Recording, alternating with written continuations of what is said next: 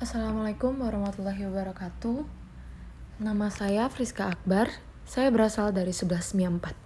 Pada kesempatan kali ini saya akan menjelaskan tentang pendekatan pendapatan oleh kelompok saya. Kelompok 2 yang beranggotakan Clarissa Akmal, Cut Olivia Kesha Putri, Egy Saputra, Firanda Oktaviani, Friska Akbar, Gempar Satria Ananda, Gian Primamade, dan Wulan Febrenisa.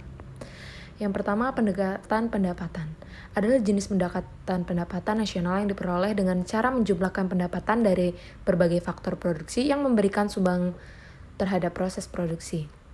Metode ini pendekatan pendapatan merupakan pendapatan hasil dari penjumlahan seluruh penerimaan yang diterima oleh pemilik faktor produksi dalam suatu negara selama satu periode atau 1 tahun.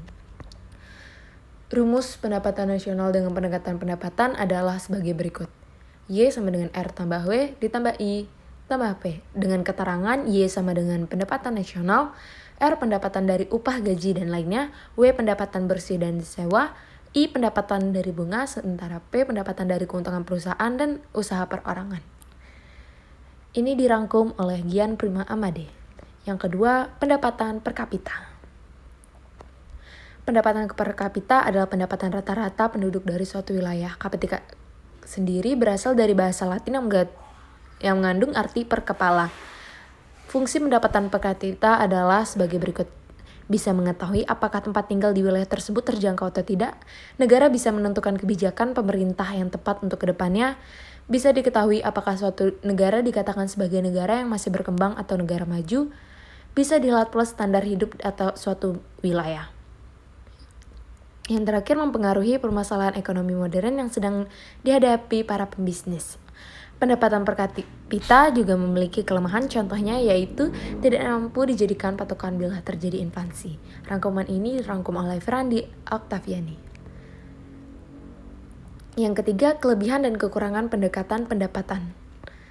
Kelebihannya yang pertama dapat memberikan gambaran tingkat atau taraf kemakmuran masyarakat dan perubahannya dilihat dari pendapatannya. Yang kedua, mengetahui kemakmuran rakyat di sebuah negara. Yang ketiga, menganalisa perkembangan perekonomian dan tingkat kemakmuran rakyat.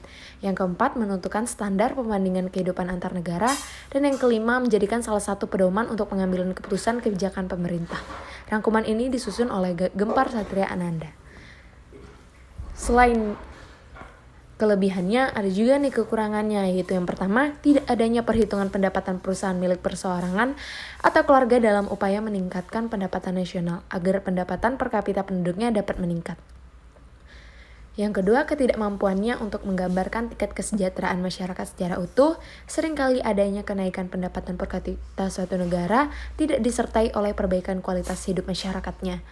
Bukan ukuran yang valid untuk penilaian kemakmuran sebuah negara, dan distribusi pendapatan yang terkadang tidak terdata dengan baik. Rangkuman ini dirangkum oleh saya sendiri, Friska Akbar. Yang kelima, manfaat menghitung pendapatan per kapita. Yang pertama, mengetahui tingkat kemakmuran suatu negara, mengetahui hasil rangkaian kegiatan ekonomi negara selama 1 tahun. Sumber informasi dan alat analisis sangat penting karena menggambarkan situasi dan struktur ekonomi, tingkat pengembangan, kekuatan dan kelemahan ekonomi negara tersebut. Yang keempat, dasar pertimbangan bagi pemerintah dalam menyusun atau merumuskan kebijakan untuk mendorong laju pertumbuhan dan pengembangan ekonominya. Yang kelima, mengukur tingkat inflasi yang sedang terjadi. Rangkuman ini dirangkum oleh Clarissa Akmal. Yang keenam, hubungan antar pendapatan perseorangan. Jumlah pendapatan yang diterima oleh setiap orang dalam masyarakat, termasuk pendapatan yang diperoleh tanpa melakukan kegiatan apapun. Misalnya, gaji seorang pegawai negeri maupun pendapatan pengusaha yang didapatkan secara berantai. Dengan rumus PI sama dengan NNI dikurang pajak perusahaan, dikurang iuran, dikurang laba ditahan, ditambah transfer payment. Rangkuman ini dirangkum oleh Cut Olivia Kesha. Yang terakhir, contoh soal.